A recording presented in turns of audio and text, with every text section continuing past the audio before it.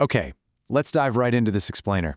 Today we're going on a seriously fascinating journey, and we're bridging two worlds that usually seem totally separate.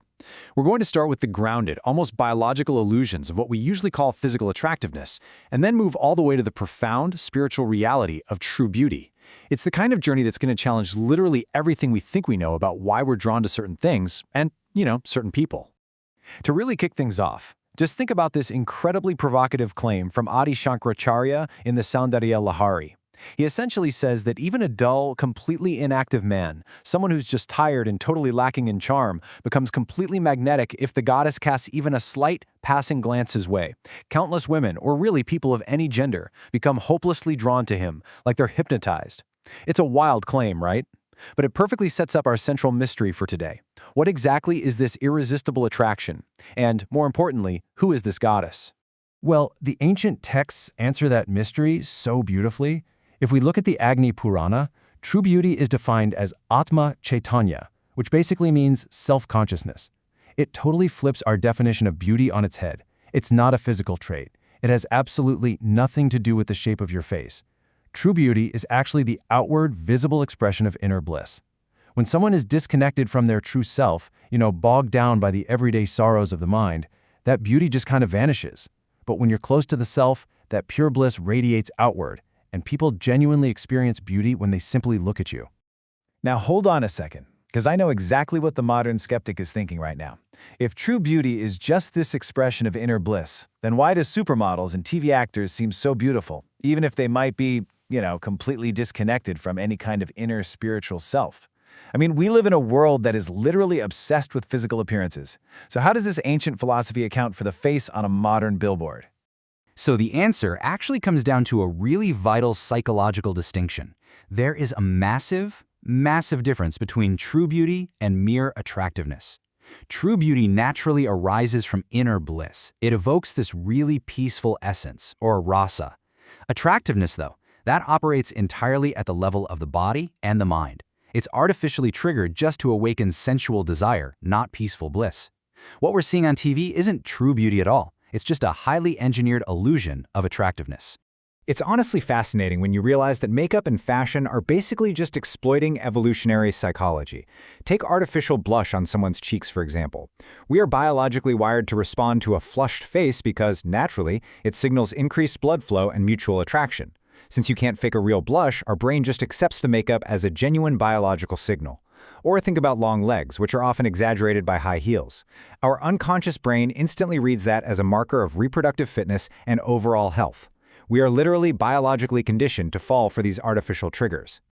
And just to show you how incredibly deep this biological conditioning goes, research proves our brains are constantly evaluating health markers even when we have zero conscious awareness of it. For example, shorter legs are scientifically linked to things like a higher risk of heart disease, type 2 diabetes, and elevated triglyceride levels, which can actually lead to a stroke. So, while your conscious mind is just thinking, wow, those high heels look really nice, your unconscious mind is rapidly crunching evolutionary data about survival and reproductive success. Crazy, right? And get this brilliant biological hacking isn't some new modern trend, and it definitely isn't exclusive to women. Check out this fun historical fact. French King Louis XIV actually wore heels centuries ago. And why did he do it? For the exact same reason. He wanted to create an artificial illusion of height, vitality, and biological fitness to assert his dominance. We've been exploiting these evolutionary signals for a long, long time. But wait, here comes the ultimate plot twist. These ancient texts don't entirely dismiss this sensual physical attraction.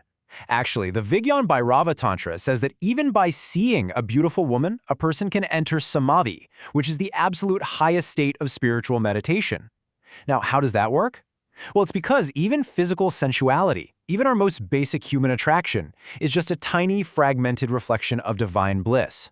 If you're truly connected to the self, you don't just see the physical shell anymore, you see a spark of the ultimate divine beauty peering right through it. It's a lot like the drop of nectar metaphor. Adi Shankara tried to describe the supreme beauty of the goddess Tripura Sundari. He looked at a gorgeous lotus, a brilliant rainbow, a vibrant sunrise, but he quickly realized none of it could even compare. And why? Because the beauty we see in a rainbow or the sunlight is just a borrowed reflection of her supreme consciousness bliss. Asking if earthly beauty compares to her is kind of like asking if moonlight compares to the sun.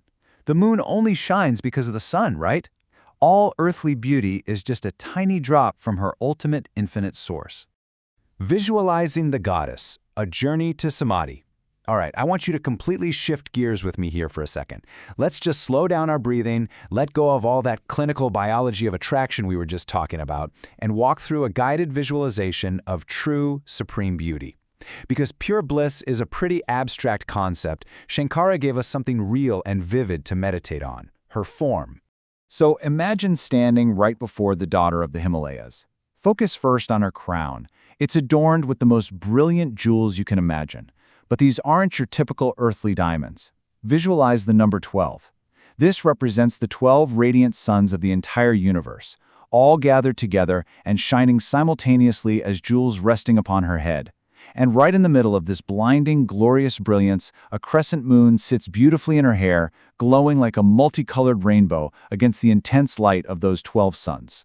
Now, gently move your attention down to her hair.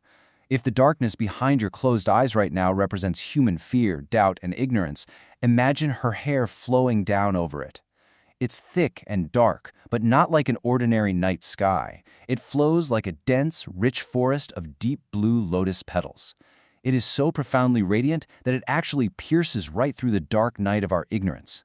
Just try to feel the pure, sweet fragrance arising from it, a scent so divine that the heavenly flowers themselves gather around just to absorb it. Notice how this divine beauty just keeps building. Flowing straight down the center of this dense, fragrant hair is a parting, and in this center part, she wears vermilion or Sundar. Visualize this bold, striking red streak. It doesn't look like ordinary powder. It glows perfectly, exactly like the very first ray of the morning sun, somehow captured and held completely still. Just picturing that captured morning light, it evokes this deep, rising sense of inner peace, doesn't it? Right below that radiant dawn is her forehead. It is perfectly smooth, cool, and incredibly peaceful. In fact, her forehead itself is shaped exactly like a crescent, and when you look closely, it joins seamlessly with the crescent moon resting in her crown above it, and together they form one brilliant, complete, full moon. Just imagine the soothing, cooling, nectar-like sensation of that celestial moonlight washing over you, completely stilling your mind. And this brilliantly illustrates her absolute completeness. Right below her crescent forehead are her eyes, which simultaneously express all 9 rasas, or emotional essences of consciousness. We're talking love for Shiva, anger toward Ganga, absolute compassion for her devotees, wonder, fear, joy, courage, disgust, and profound peace. Only in the mother's eyes can you witness all 9 spectrums of conscious emotion happening simultaneously, in totally perfect harmony. Now, she doesn't just have 2 eyes, but 3. These are the 3 eyes of ultimate consciousness. Her right eye is the sun, providing the essential warmth of life. Her left eye is the moon, offering this beautiful, cooling stillness. And the third eye on her forehead? That is fire, the illuminating fire of pure inner awareness that literally burns away our illusions and lights up the entire world from within. Next, imagine her hands gently extending towards you, granting boons and offering absolute, unwavering protection. Adi Shankara says, these hands are so unearthly in their softness, so perfectly radiant and comforting, that if you were to place a magnificent, freshly bloomed red lotus right next to them, the flower would actually feel ashamed of its own inadequacy. Earthly perfection just instantly pales before her divine, sheltering form. Finally, we look to her feet, which Shankara considers the most beautiful part of all. And why is that? Well, unlike that lotus flower, which just withers away when the harsh winter cold comes, or closes up tight when the dark night falls, her feet are eternal. They remain perfectly beautiful day and night, unwithering even in the absolute harshest snow. They are the ultimate anchor, constantly offering warmth and never, ever abandoning the devotees who seek refuge there. And as you visualize those eternal feet, imagine the delicate musical sound of her anklets tinkling as she moves. Honestly, the poetry here is just staggering. Shankara says that this beautiful sound is actually the voice of Kamadeva, the god of earthly desire and biological attraction we were talking about at the very beginning. He's hiding down there, protesting against Shiva from his safe refuge at her feet. So the ultimate symbol of physical, biological desire is entirely subordinated, finding its only true safety at the feet of supreme spiritual beauty. Which brings us completely full circle to a question I really want to leave you with today. We spend so much of our time, our energy, and our resources chasing these artificial evolutionary hacks. The high heels, the makeup, the perfect jawline, all just trying to capture a fleeting, temporary sense of attractiveness. But what does it actually mean for your life when you finally decide to look past those shallow illusions? What happens when you stop chasing the reflection of the moon in a muddy puddle and instead seek true, fearless refuge at the feet of the supreme beauty that literally illuminates the entire universe? Take that thought with you today.